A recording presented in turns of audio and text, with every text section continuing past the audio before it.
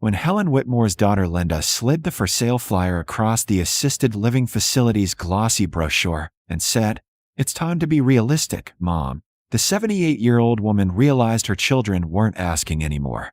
They had already decided her life was over. What Linda and her brother Marcus didn't know was that the small apartment they were so eager to empty had been concealing something for 43 years. Something that would make every condescending word they'd just spoken feel very, very small. 3 weeks earlier, Helen had been standing at her kitchen window, watching the morning light paint gold across the brick facade of the building across the street, when the phone rang. It was Linda, calling from her car between meetings, her voice carrying that particular blend of impatience and forced cheerfulness that made Helen's chest tighten. "Mom, we need to talk about your living situation." Helen had gripped the phone tighter. "I'm fine where I am. You're 78. You live alone. Marcus and I have been discussing it, and we think it's time you move somewhere safer. Somewhere with people looking after you." "I don't need looking after." "Mom." The word came out like a period at the end of a sentence. "You're being stubborn." That conversation had led to this one, sitting in Linda's pristine living room 3 weeks later, with both her children positioned like attorneys presenting a case. Marcus stood near the fireplace, arms folded. Linda sat across from Helen, her expression set in that practiced look of patient concern. "We've looked at several facilities," Linda continued, tapping the brochure. "This one has activities, medical staff on site, meals included. You wouldn't have to worry about anything." "I don't worry now," Helen said quietly. Marcus cleared his throat. "Mom, maintaining that apartment is getting expensive. Property taxes, utilities, upkeep. It doesn't make sense anymore. You're living on a fixed income. I manage just fine." "Barely." Linda leaned forward. "Which is why we think you should sell some things. Your jewelry, for instance. That necklace Grandma left you. The rings. None of it does you any good sitting in a drawer." Helen's hands stilled in her lap. The jewelry had been her mother's, passed down with whispered stories and careful hands. Each piece carried a memory Linda had never bothered to ask about. "Those aren't for sale," Helen said. "Mom, be practical. You need the money, and you're never going to wear them again. We've already contacted an appraiser who specializes in estate jewelry." "Estate," Helen repeated softly, "as if I'm already gone." "That's not what I meant," Linda said, though her tone didn't change. "We're trying to help you." Marcus stepped forward. "The apartment needs to be cleared out anyway. We can handle most of it, donations, trash, whatever needs to go. You just focus on packing what you want to keep. Within reason, of course. The facility rooms are small." Helen looked at them both. These two people she had raised, fed, worried over through every childhood illness and teenage heartbreak. Somewhere along the way, they had stopped seeing her as their mother and started seeing her as a problem to be managed. "I'm not selling my mother's jewelry," she said. "And I'm not moving." Linda's patience cracked, just slightly. "You don't really have a choice, Mom. We've done the math. You can't afford to stay there much longer." "You've done the math on my life?" "Someone has to," Marcus said. "You're not thinking clearly about this." Helen stood slowly, her knees protesting but holding steady. "I'm thinking perfectly clearly. And I'm telling you both, I'm not moving. I'm not selling anything. And this conversation is over." Linda stood too, her voice sharpening. "Mom, we're not trying to hurt you. We're trying to be responsible. If you won't think about yourself, think about us. Do you know what it's like worrying about you all the time?" "You don't worry about me," Helen said quietly. "You worry about the inconvenience."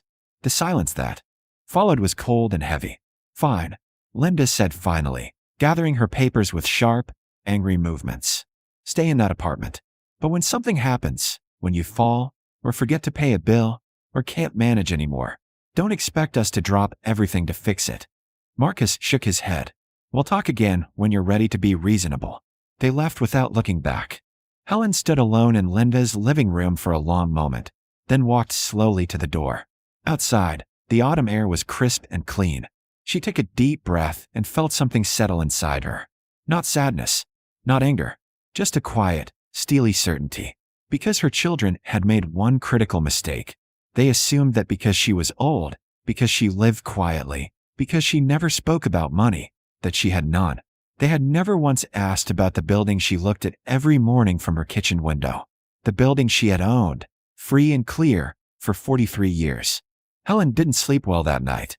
She lay in her narrow bed, staring at the ceiling of the apartment she'd lived in since 1981, listening to the familiar sounds of the building settling around her. But her mind was across the street, in the four-story brick structure she washed every morning while drinking her coffee. The building her children had walked past 1,000 times without ever knowing it was hers. She had bought it in 1981 with money her late husband Thomas had left her. Not much, but enough for a down payment on a rundown property nobody else wanted. The neighborhood had been declining then, the storefronts empty, the apartments cheap. Everyone said she was foolish. Everyone except Thomas, who had believed in her completely before the heart attack took him at 52. Helen had spent years managing that building herself, collecting rent, arranging repairs, dealing with difficult tenants and broken furnaces. She'd been 78 years old now, but she remembered being 35 and standing on a ladder painting hallways, remembered being 40 and learning to fix a leaking pipe because she couldn't afford a plumber. The neighborhood had changed slowly, then quickly. New businesses moved in. Young families bought the old houses and renovated them. Property values climbed. And Helen's building, no longer run down, became something valuable. She'd hired a property manager 15 years ago when the work became too much, but she'd kept ownership quiet, living modestly, saving carefully, never drawing attention to what she had. She'd planned to tell her children eventually. But somewhere along the way, they'd stopped asking about her life and started making assumptions about it. The next morning, Helen called her property manager, Robert Shin, who had worked with her for over a decade. "Robert, I need the current financial summary for the building. Everything, rental income, expenses, property valuation, all of it." "Is everything all right, Mrs. Whitmore?" "Everything's fine. I just need the documentation." 3 days later, Helen sat at her kitchen table with the papers spread before her. The building generated $78,000 annually in rental income after expenses.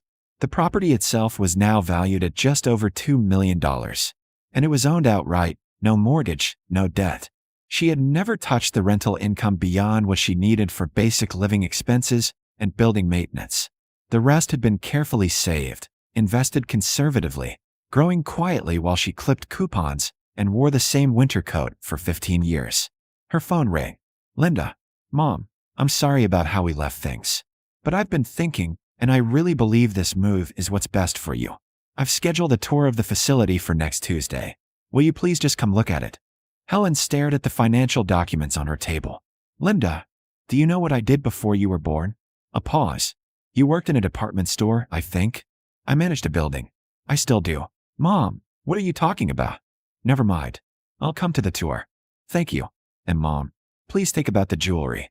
The appraiser said some of those pieces could be worth quite a bit." Helen hung up without answering. Tuesday arrived cold and gray. Helen met Linda and Marcus in the parking lot of Meadowbrook Senior Living, a sprawling complex that smelled like industrial cleaner and attempted cheerfulness. They walked her through bright hallways decorated with generic art, past the activities room where elderly residents sat in careful rows doing chair yoga. "See," Linda said. "It's nice. It's safe. You'd have people around all the time." Helen looked at a woman in a wheelchair, staring blankly at a television. "I have people around now. Mom, please try to be open-minded." They showed her a model unit. One room with a small bathroom, a narrow bed, a single chair, a window overlooking the parking lot. "You can bring some personal items," the facility director said brightly. "Photos, small decorations. Make it your own." Helen thought of her apartment with its full kitchen, its memories embedded in every corner, its window that looked out at something that belonged to her. "How much does this cost?" she asked. $4,500 a month, the director said, which includes meals, activities, and basic medical monitoring. Linda touched Helen's arm. "We know it seems expensive, but that's why selling the jewelry makes sense. And once the apartment is sold, the apartment is rented," Helen said quietly. Marcus frowned. "What? I don't own my apartment. I rent it. I have for 43 years. Linda's face went pale. "Mom, why didn't you tell us? If you don't even own it, where are you going to get?" "I own the building." The silence was absolute. "What building?" Marcus finally asked. Helen turned to face them both. "The one across the street from my apartment. The 4-story brick building with the corner cafe and the residential units above it. I bought it in 1981. I've owned it ever since." Linda's mouth opened and closed without sound. Marcus looked like he'd been struck. The facility director quietly excused herself, suddenly very interested in paperwork across the room. You own a building, Linda repeated slowly, as if testing the words. Yes. A whole building. 4 commercial units on the ground floor, 8 residential apartments above. Fully rented. Marcus found his voice. That's impossible. You've been living on practically nothing. You wear clothes from thrift stores. I know. Helen's voice was steady, calm. Because I chose to live modestly and save carefully. The same way I've managed that property for over 40 years. Linda's face had gone from pale to flushed. Why wouldn't you tell us? I planned to, when the time was right. Helen met her daughter's eyes. But then the time never seemed right, did it? You were busy with your careers, your own families. And when you did call, you didn't ask about my life. You told me about yours. That's not fair, Marcus said, but his voice lacked conviction. Isn't it? Helen pulled the property documents from her purse, unfolding them on the facility's glossy brochure. This is the deed. This is the current valuation. And these are the rental income statements for the past 5 years. Linda stared at the numbers. $2 million? The property value, yes. The building generates about $78,000 annually after expenses. And you've been letting us think you were barely surviving, Marcus said. And there was something in his voice now. Not quite anger, but close to it. I never said I was barely surviving. You assumed it. Because you live like you are. Helen carefully refolded the documents. I live the way I choose to live. I don't need a big house or new cars or expensive vacations. I needed security. Stability. Something that was mine that nobody could take away from me. She paused. Something like what your father wanted to build for us before he died. Linda sat down heavily in the model unit's single chair. All this time, you've been trying to manage my life without knowing anything about it, Helen said quietly. You looked at an old woman living in a small apartment and decided she must be helpless, must be poor, must need you to make her decisions. We were trying to help, Linda said, but the words sounded hollow now. No, you were trying to make yourselves feel better, because actually helping would have required asking questions. Listening, seeing me as a person instead of a problem. Marcus cleared his throat. So what happens now? Helen picked up her purse. Now I go home, to my apartment, where I'm perfectly happy. Mom. Linda stood, reaching out, then dropping her hand. I'm sorry. We should have asked. We should have. You should have trusted that I knew my own mind, Helen said. I'm 78, not incompetent. Age didn't erase everything I learned in 78 years of living. She walked toward the door, then paused.